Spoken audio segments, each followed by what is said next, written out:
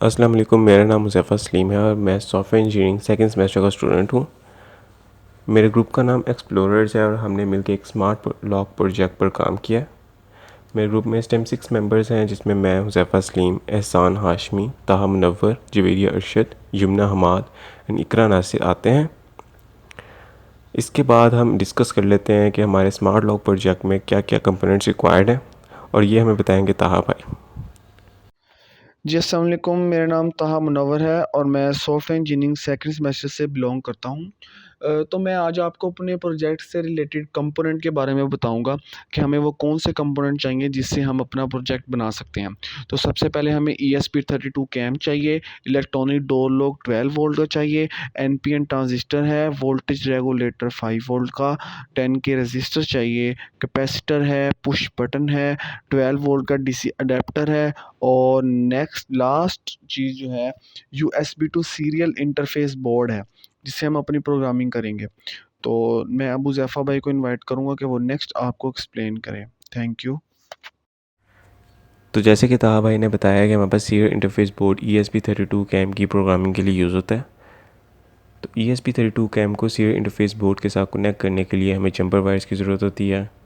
तो jumper wires को हम इस वे में लगाते हैं जैसे सर्किट में आपको शो हो रहा है आगे।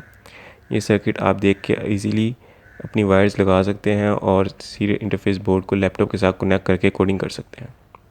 इसके बाद हम चलते हैं हमारा जो मेन सर्किट है, जिसमें हमारी सारी चीज़ें कनेक्टेड हैं। तो जो हमारा मेन सर्किट है उसमें सबसे पहले हमारे पास ESP32 कैम आता है। उसके बाद हमारे पास पुश बटन आता है जो एज हम बेल यूज़ कर रहे हैं। उसके बाद हमारे पास दो 10K रजिस्टर्स आते हैं, दो ट्रांजिस्टर्स आते हैं, एक कैपेसिटर आता है और 12 वोल्ट की DC इनपुट आती है और 12 वोल्ट का इलेक्ट्रॉनिक लॉक यूज़ हो रहा है। अब इसको हम रियल में देख लेते हैं कि ये किस तरह काम करेगा। अस्सलाम वालेकुम। हमारे पास ये स्मार्ट लॉक का सर्किट है जिसमें हमारे पास ये ESP32 कैम है और यही हमारे पास मेन चीज़ है। इसके बाद हमारे पास ये आता है लॉक और ये दो रजिस्टर्स आते हैं, ट्रांजिस्टर्स आते हैं, कैपेसिटर्स आता है। इसकी सर्किट डायग्राम मैंने डिस्क्रिप्शन में दे दी है और मैं आपको वैसे भी दिखा देता हूँ साइड पर।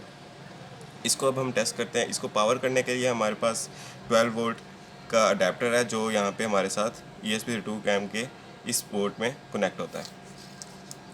अब हम इसको टेस्ट कैसे करेंगे। हमारे पास ये जो 2 वायर्स हमारे पास निकल रही हैं, ये हमारे पास एज अ बेल की वायर्स हैं। ये हमारे साथ बेल के साथ कनेक्ट होंगी और जैसे ही बेल बजेगी तो हमारे पास फ़ोन में नोटिफिकेशन आ जाएगा और हम थ्रू फ़ोन पिक्चर्स क्लिक कर सकते हैं उसकी और हम लॉक खोल सकते हैं।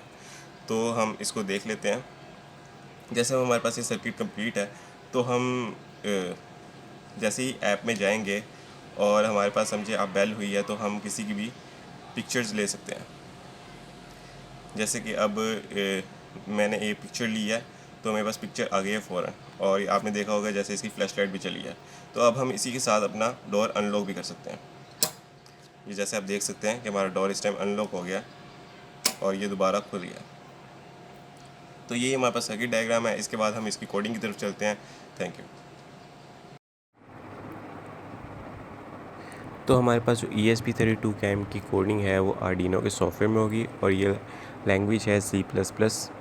इसमें हम देख सकते हैं कि एक शुरू में ही हमने कुछ लाइब्रेरीज़ इंक्लूड कर दी हैं, जिसमें हमारे पास मेन लाइब्रेरी है ब्लिंक की, क्योंकि हम ब्लिंक ऐप यूज़ कर रहे हैं। उसके बाद हमने अपना कैमरा मॉड्यूल बता दिया है कि कैमरा मॉडल AI थिंकर, जो कि हमारे ESP32 कैम का नाम है। उसके बाद हमने जो अपनी SSID है इंटरनेट की वो बतानी है और हमने उसका पासवर्ड बताना है ताकि हमारा जो ESP32 कैम है वो इंटरनेट के साथ इजीली कनेक्ट हो जाए। और ये हमारे पास ऑथ टोकन है जो हमें ब्लिंक ऐप प्रोवाइड करेगी। तो इस ऑथ टोकन की वजह से हम अपने ESP32 कैम को इजीली ब्लिंक ऐप के साथ कनेक्ट कर सकते हैं और ऐप के थ्रू कंट्रोल कर सकते हैं। इसके बाद हमने कुछ LEDs डिफ़ाइन कर दी हैं और हमारे पास यहाँ पे जैसे आप ये देख सकते हैं कि जैसे अब हमने ये बता दिया है कि बटन अगर हमारा हाई पे होगा तो हमें नोटिफिकेशन आ जाएगा और someone is at the door का नोटिफिकेशन आ जाएगा। ये हम चेंज भी कर सकते हैं कि अगर हमने कुछ और लिखना हो someone is at the door की जगह। और इसके अलावा हमारी फ़ोटो हाई पे होगी तो कैप्चर फ़ोटो हो जाएगी और इसी तरह ही हमारा ये सारा का सारा कोड काम कर रहा है। इसी के साथ मैं उम्मीद करता हूँ कि आपको हमारा प्रोजेक्ट पसंद आया होगा और अगर भी आपको कोई चीज़ समझनी है या कोई चीज़ पूछनी है तो आप कमेंट में पूछ सकते हैं और इंशाल्लाह जल्द से जल्द उसका रिप्लाई कर दिया जाएगा। Thank you.